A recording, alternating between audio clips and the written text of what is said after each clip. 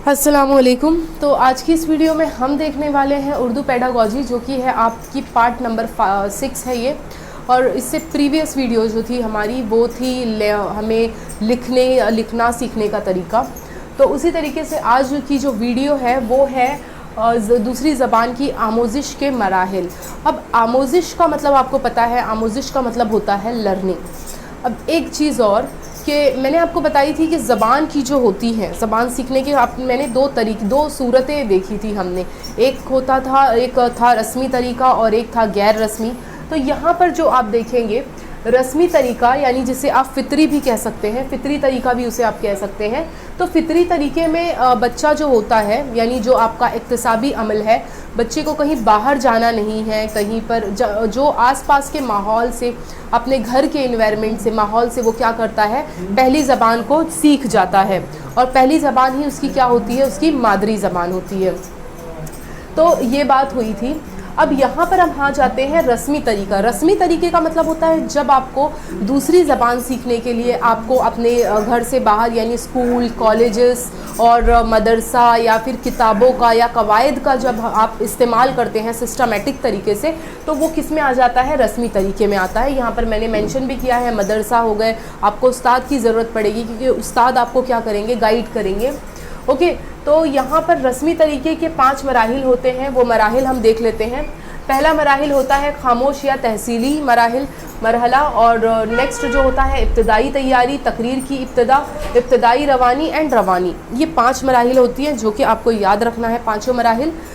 Next जो है, पहला जो है खामोश एंड तहसीली मरहला जो है, इसमें आमोज़गार नई ज़बान को सीखने और नए अल्फाज को क्या करता है, वक्त देता है। मतलब मैं सिंपल सी बात कहूँ, आमोज़गार यानी जो लर्नर है, जो सीख रहा है दूसरी ज़बान, वो क्या करेगा, अपने ज़बान को, इस ज़बान को यानी दूसरी ज़बान को सीखने के लिए नए नए लफ्ज़, और उसमें क्या करेगा, उस चीज़ को सीखने में अपना वक्त क्या करता है, देता है, और नई ज़बान का इजहार नहीं कर सकता। ऑफ कोर्स जब वो पहले मरहले में है, फर्स्ट मरहले में है, तो जाहिर है कि वो दूसरी ज़बान को जो है वो अपने एक प्रॉपर तरीके से यूज़ नहीं कर पाएगा, इजहार नहीं कर पाएगा इस स्टेज में।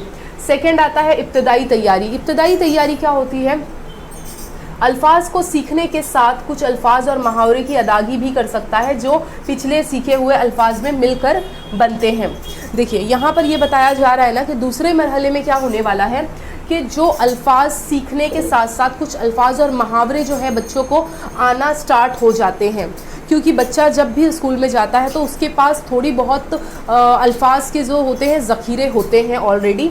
तो हम क्या करते हैं, जो पिछले सीखे हुए अल्फाज से ही मिले जुले वर्ड जो है हम बच्चों को क्या करते हैं, सिखाते हैं। जैसे कि बच्चे को पता है कि कुर्सी को उर्दू में क्या, इंग्लिश में क्या कहते हैं, चेयर कहते हैं।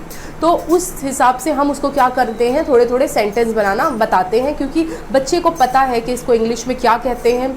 फिर और 2-3 वर्ड्स को जोड़कर एक सेंटेंस फॉर्मेशन, यहाँ पर हम क्या करते हैं, प्रीवियस जो पहले से बच्चे को पता है उसी से मिला जुला वर्ड्स हम यहाँ पर बच्चों को क्या करते हैं, बनाना सिखाते हैं। मुहावरा बताते हैं, जिस तरीके से आप उर्दू में मुहावरे को कैसे जुमले में इस्तेमाल करते हो वैसा कुछ। अब नेक्स्ट आता है तकरीर की इब्तिदा। तकरीर की इब्तिदा यानी यहाँ पर ये बोला जा रहा है ना, ये तीसरा स्टेज है, यानी तीसरा मरहला है। तो यहाँ पर ज़ख़ीरा, यहाँ पर जो बच्चे होंगे यानी आमोज़गार जो हैं, ज़ख़ीरा अल्फाज में कई हज़ार अल्फाज क्या हो जाते हैं, जमा। बच्चे के पास पहले से थे कुछ अल्फाज जमा, अब वो आने लगा है तो दूसरी लैंग्वेज के जो अल्फाज है वो भी क्या हो जाते हैं, यहाँ जमा हो जाते हैं, जिससे वो छोटे छोटे जुमले क्या करते हैं, बनाने लगते हैं। जाहिर है बच्चा जा रहा है, अब उसके पास जुमलों का नॉट जुमला, उनके पास वर्ड्स का क्या हो गया है, ज़ख़ीरा हो गया है अल्फाजों का। तो अब वो क्या करेंगे, छोटे मोटे जुमले यहाँ पर बनाना शुरुआत कर देते हैं।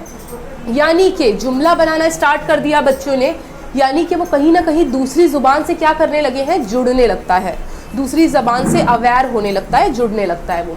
चौथे मरहले में आ जाते हैं। चौथा मरहला हम कहते हैं इब्तदाई रवानी। आमोज़गार दूसरी ज़बान में सोचना और इजहार करना शुरू कर देता है। यहाँ पर बच्चे ने जुमला बनाना स्टार्ट किया, चौथे में क्या करेगा, सोचना स्टार्ट कर देगा बच्चा, अपने ख़यालात को इजहार करना उस लैंग्वेज में स्टार्ट कर देगा, और पेचीदा जुमलों की तरसील की शुरुआत करता है। तो ये भी क्वेश्चन आ सकता है कि पेचीदा जुमलों की तरसील की शुरुआत बच्चा कौन से मराहिल में करता है, तो आपको याद रखना है इब्तदाई रवानी। लास्ट जो है, अब लास्ट आप खुद ही समझ सकते हैं, ये आखिरी मरहला है। यहाँ पर बच्चों को मुसलसल रवानी यानी बहुत अच्छे से जो है वो सीख जाता है सेकेंड लैंग्वेज को, समाजी तामीलात एंड खालिसपन के साथ साथ ज़बान की नुमाइश करता है। यानी बहुत ही अच्छे तरीके से बच्चा जो है सेकेंड लैंग्वेज यानी दूसरी ज़बान का इस्तेमाल वो करना सीख जाता है। तो ये 5 मराहिल थे जो कि आपको पता होने चाहिए। Thank you.